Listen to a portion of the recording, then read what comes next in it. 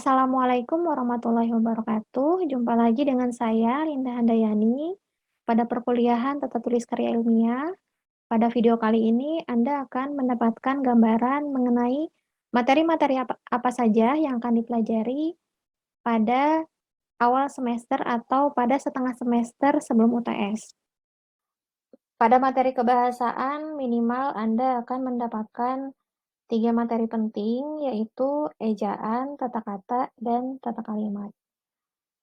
Mengapa Anda masih mempelajari ejaan, begitu ya? Karena ternyata ejaan adalah sesuatu yang tidak lepas dari kehidupan kita, dan kita praktikkan tidak hanya pada penulisan karya ilmiah, tapi juga pada berbagai hal yang berkaitan dengan tulis-menulis. Kemudian juga dalam dunia teknologi informasi saat ini, tulisan adalah secondary orality atau oralitas kedua begitu ya. Semua percakapan verbal sekarang tergantikan oleh teks. Jadi ejaan masih dipelajari begitu. Kemudian ada tata kata ya, bagaimana Anda bisa membentuk kata, dan ada tata kalimat. Bagaimana Anda bisa menyusun kalimat yang efektif dalam karya tulis ilmiah. Kita lanjutkan bagaimana gambarannya. Nih, pernyataan ini saya dapatkan dari percakapan sebetulnya ya, tapi percakapannya tidak saya munculkan seluruhnya. Ini dari percakapan yang didapatkan atau yang dilakukan oleh seorang pelanggan dengan customer service dari sebuah e-commerce terkenal. Nah, saya lihat nih pekerjaan CS-nya seperti apa. Kebetulan apa yang disampaikan oleh teman saya dari sisi kinerja baik, begitu ya. Orang yang melakukan pekerjaannya si CS ini sangat membantu gitu si pelanggannya begitu. Namun ternyata dari sisi kebahasaan saya bisa membuat percakapan antara mereka sebagai temuan begitu dari sisi ejaan. Nah, di sini nantinya bisa dicek secara berkala dulu ya, akan segera direvisi oleh tim kami ya Tata. Kata dicek ya di sini merupakan sebuah kata betukan atau merupakan sebuah predikat gitu ya, yang sebetulnya ini kata kerja pasif ya, biasanya di itu. Nanti setelah direvisi baru akan bisa digunakan ya Tata. Nah, ini juga sama sih di sini direvisinya dipisahkan. Kesalahan penulisan di sebagai kata depan dan di sebagai penanda bentuk kata pasif begitu. Di sebagai kata depan dia biasanya menandakan tempat ya. Di meja, di atas, di bawah, di depan, di belakang, di pohon, di antaranya juga.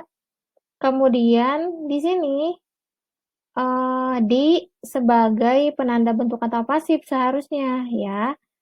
Jadi pembentukan kata atau penggunaan di, kata di, pada dua kata ini seharusnya digabungkan, dicek dan direvisi. Begitu ya. Ini salah satu akibat ketidakcermatan dalam bentukan kata pada ejaan begitu ya. Kemudian ada lagi nih yang kata di.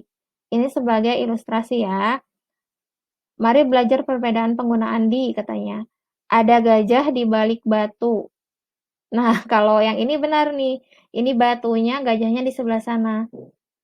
Ada gajah di balik batu, di baliknya disatukan. Ya, jadinya begini. Ya, gajahnya dibalikkan oleh batu begitu. Dan ini jadinya tidak logis ya. Penggunaan kata di yang benar pada kalimat ini adalah bagian yang ini, yang awal. Di-nya dipisahkan. Oke, pada materi ejaan, apa saja yang Anda pelajari? Pertama ada penulisan huruf kapital dan penulisan huruf miring, lalu ada penulisan huruf tebal, ini bagian terbaru dari Pedoman Umum Ejaan Bahasa Indonesia. Kemudian ada penulisan kata, ya seperti yang tadi, lalu ada penulisan unsur serapan, dan ada penggunaan tanda baca. 5 hal ini yang akan menjadi materi dalam ejaan. Kemudian kita lihat lagi nih, di berita saya menemukan pernyataan Mahfud MD sebagai seorang menteri. Dia berkata, polemik PSBB Jakarta adalah kesalahan tata kata, bukan kesalahan tata negara. Ya, karena ini tata kata, bukan tata negara, akibatnya kacau kayak begitu, kata Mahfud MD seperti itu. Kasus ini menceritakan pemerintah Jakarta menyebutkan PSBB sebagai rem, ya, sebagai rem mendadak begitu, dianggapnya sebagai rem mendadak gitu kan. Nah, kata rem mendadak itu, ya, pilihan kata itu dianggap mengagetkan bagi masyarakat Jakarta begitu. Dan itu hal yang mengagetkan itu dipertanyakan ke negara, ya. Dipertanyakan ke negara, dan karena kesalahan pemilihan kata oleh pemerintah Jakarta katanya, jadilah PSBB yang sebetulnya sudah merupakan sesuatu yang diprogramkan secara nasional oleh pemerintah pusat, dianggap sesuatu yang dadakan oleh masyarakat Jakarta akibat salah pemilihan kata pada pemerintah daerah Jakarta begitu ya. Dan akhirnya disebutkan bahwa tata katalah yang salah, bukan tata negara. Ini saya hanya ingin menunjukkan bahwa pemilihan kata itu penting dalam kehidupan kita sehari-hari. Ya, salah pemilihan kata akan berpengaruh ternyata pada respons masyarakat terhadap sebuah kebijakan daerah gitu. Oke, pada tata kata apa saja yang akan dipelajari? Kaidah-kaidah pembentukan kata. Yang pertama, melalui materi ini kami berharap Anda bisa membentuk kata tanpa harus melihat kamus. Yang kedua, penggunaan kata bentukan dalam kalimat. Yang ini dari sisi maknanya dipelajari. Setelah Anda bisa membentuk kata, kami berharap Anda bisa menyesuaikan kata yang Anda pilih ke dalam kalimat agar maknanya benar begitu ya, dan agar maknanya tidak rancu. Lalu, nah ini contoh lagi, hati-hati banyak kecelakaan. Nah, awalnya mungkin si pembuat tulisan ini ingin memberitahu bahwa akibat lubang-lubang ini terjadi banyak kecelakaan ya. Jadi harus hati-hati begitu.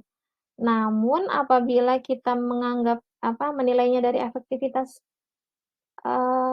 kalimat ini, ya hati-hati banyak kecelakaan, dan dari kelogisan kalimat ini, tentu kalimat ini tidak logis ya.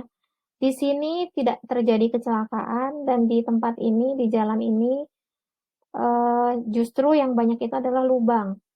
Lubang penyebab kecelakaan, ya. Seharusnya hati-hati banyak lubang, atau hati-hati sebelumnya banyak terjadi kecelakaan. Karena saat itu, di sini yang kami lihat, tidak terdapat banyak kecelakaan di sini. Yang ada banyak lubang, begitu ya. Nah, untuk mengefektifkan kalimat, ada 8 kesalahan kalimat yang harus Anda pelajari agar tidak Anda lakukan, begitu ya. Tanda-tanda kesalahannya apa saja? Ada kalimat yang terpengaruh bahasa daerah, kalimat terpengaruh struktur bahasa asing, jadi bukan hanya bahasa asingnya gitu ya, tapi strukturnya juga. Mungkin ini sangat, sangat akrab bagi, anak Tangsel ya. Kalimat taksa ini maksudnya kalimat yang maknanya tidak tunggal, kalimat tak esa begitu ya.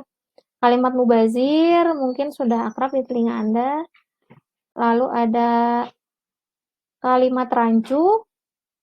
Kalimat rancu ini dia hiperkorek. Jadi ada dua bentukan yang benar digabungkan dalam satu kalimat jadi salah.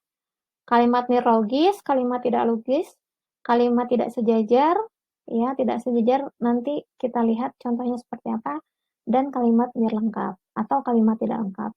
Itu materi-materi yang akan Anda dapatkan di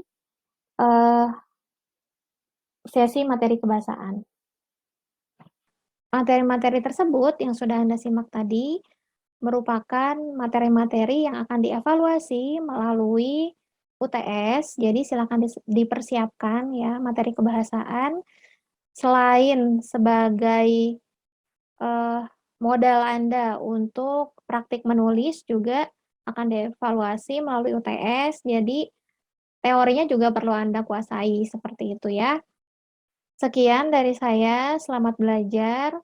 Berlatih bahasa atau berlatih menulis karya ilmiah merupakan sesuatu yang mudah apabila Anda lakukan konsisten setiap hari, gitu ya. Wassalamualaikum warahmatullahi wabarakatuh.